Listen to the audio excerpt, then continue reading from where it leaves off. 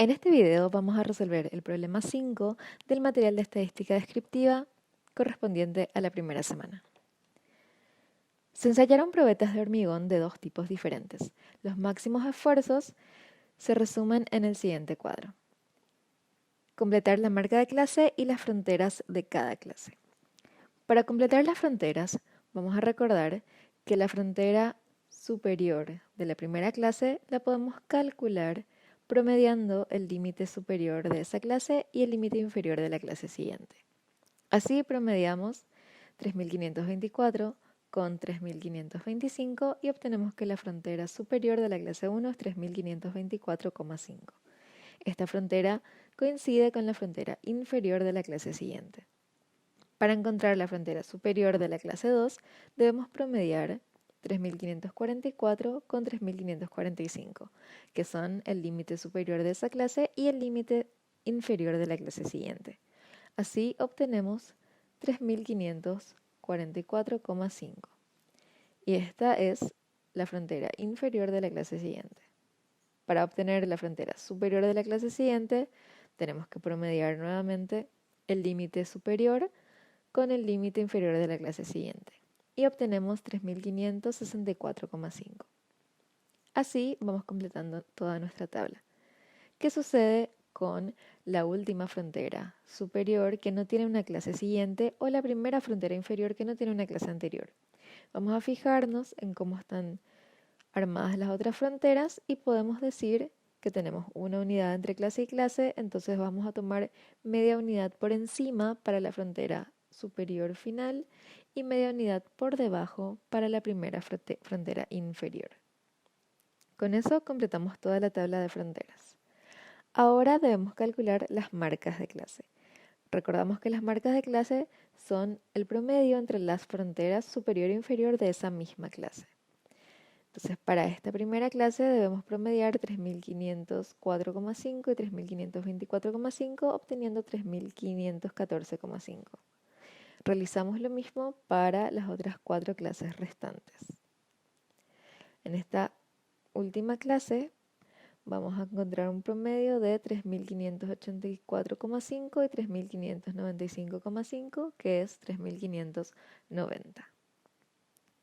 Ahora debemos calcular la moda del tipo B y el decil 2 del tipo A. Comenzando con la moda del tipo B. Para calcular la moda, también debemos encontrar el límite inferior de la clase modal. La clase modal es la clase que tiene la mayor frecuencia. Buscando en la tabla de frecuencias del tipo B, vemos que la mayor frecuencia que encontramos es 12. Entonces va a ser esta la clase modal. Su límite inferior es 3.544,5, límite real inferior. Más encontramos este delta sub 1. ¿Qué es delta sub 1? Es el excedente que tiene la frecuencia de la clase modal sobre la clase inmediatamente anterior, es decir, 12 menos 5.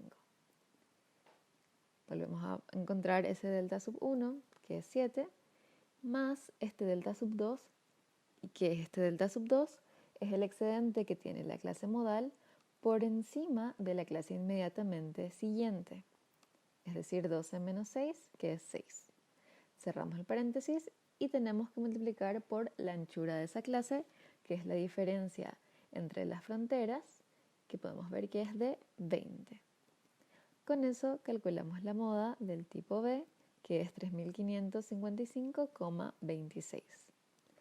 Ahora calculemos el decil 2 del tipo A. Recordemos que los deciles son cada uno de los valores que divide esto en 10 partes iguales. Entonces queremos el segundo decil. Para calcularlo más fácilmente, completamos la tabla de las frecuencias acumuladas de A y vemos que tenemos 100 observaciones del tipo A. Debemos encontrar en qué clase se encuentra el 20% de eso, o sea, 20 observaciones. Podemos ver que en la primera clase no, porque hay solo 3 observaciones, hasta la segunda hay solo 13, pero en la tercera ya hay 31. Entonces es esa nuestra clase decil 2A. Su límite inferior es 3544,5 más el 20% de 100, que es 20, menos la sumatoria de todas las frecuencias anteriores a la clase decil 2 sobre la frecuencia absoluta de esa clase en el tipo A, por la anchura de la clase, que sabemos que es 20, y con eso calculamos el segundo decil del tipo A, que es 3552,27. Ahora debemos encontrar el cuartil 1 del tipo B. Para eso vamos a calcular las frecuencias acumuladas del tipo B. Para saber cuál es la clase cuartil 1, debemos saber cuánto es el 25% del total del tipo B, que es 25. Y obtenemos 6,25. Buscamos dónde se encuentra ese elemento.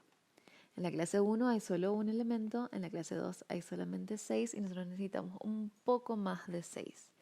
Entonces va a ser la clase 3, la clase cuartil 1 del tipo B. Su límite inferior podemos ver que es 3544,5 más 6,25 menos la sumatoria de frecuencias anteriores, que es 6, sobre la frecuencia del tipo B absoluta para esa clase, que es 12, por la anchura de esa clase, que es la diferencia entre las fronteras, y es 20. Con eso calculamos el cuartil 1, que es 3544,91. Ahora nos pregunta, ¿qué porcentaje del tipo A se rompe por debajo del percentil 25 del tipo B? El cuartil, recordemos que son los tres valores que dividen en 4 partes. Entonces el primer cuartil divide también en el 25%. O sea que el percentil 25 es igual al cuartil 1. Y para encontrar ese porcentaje del tipo A que se rompe por debajo de este valor, lo que tenemos que hacer es buscar el percentil del tipo A que entrega este valor. Entonces debemos trabajar con esta fórmula, pero esta vez lo que buscamos es ese porcentaje, esta I que está aquí. Bueno, nos fijamos que si este es el valor que obtenemos al sumarle algo a una frontera inferior, podemos probar con la frontera inmediatamente anterior a este valor, que es 3544,5. Y trabajar con esta clase. La frontera inferior, 3544,5, más I, que es lo que queremos encontrar, por 100 sobre 100, porque tenemos 100 para el tipo A, se simplifican, menos la sumatoria de las frecuencias anteriores, estamos trabajando con el tipo A, así que va a ser 13, sobre la frecuencia absoluta de ese tipo en esa clase, que es 18, por la anchura de la clase, que sabemos que es 20. De aquí podemos despejar la I y obtenemos que el valor es de 13,37%.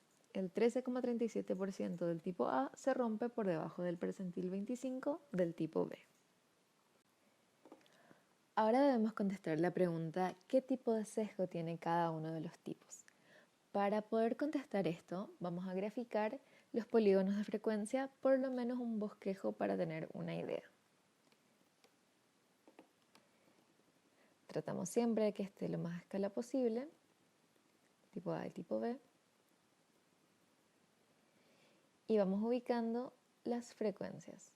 Para el tipo A, la frecuencia absoluta de la clase 1 es 3, de la clase 2 es 10, de la clase 3 es 18, 38, 31.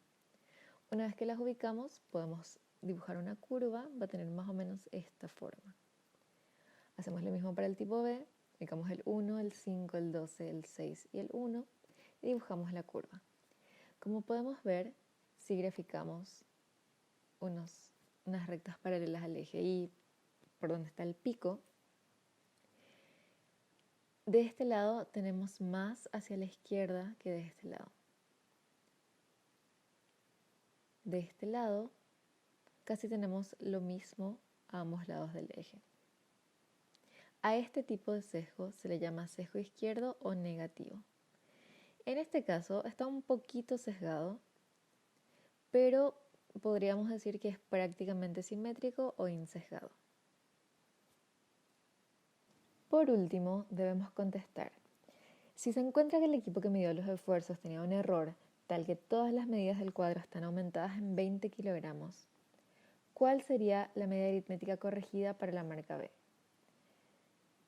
Veamos qué pasa en la fórmula de la medida aritmética.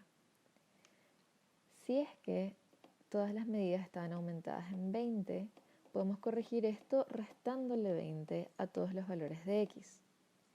Entonces la medida corregida va a ser igual a la sumatoria de 1 hasta acá, de cada una de esas x sub i menos 20, por la frecuencia sub i, sobre la sumatoria de 1 hasta acá de las frecuencias. Desde acá vamos a simplificar un poco la notación para hacerlo más rápido. La sumatoria de la frecuencia por cada una de las x menos la sumatoria de esas frecuencias por 20 sobre la sumatoria de las frecuencias. Ahora lo que hicimos fue distribuir esta sumatoria.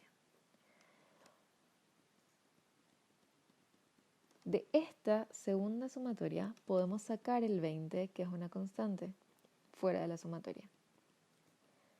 Y nos va a quedar de esta manera. Esto podemos separar en dos fracciones con denominador sumatoria de frecuencias. Vamos a tener sumatoria de frecuencias por x sobre sumatoria de frecuencias menos 20 por sumatoria de frecuencias sobre sumatoria de frecuencias. Entonces estos dos elementos podemos simplificar y nos va a quedar la sumatoria de frecuencias por marcas de clase sobre sumatoria de frecuencias menos 20. Y esta es la media anterior. Entonces podemos concluir que la media va a estar disminuida en 20.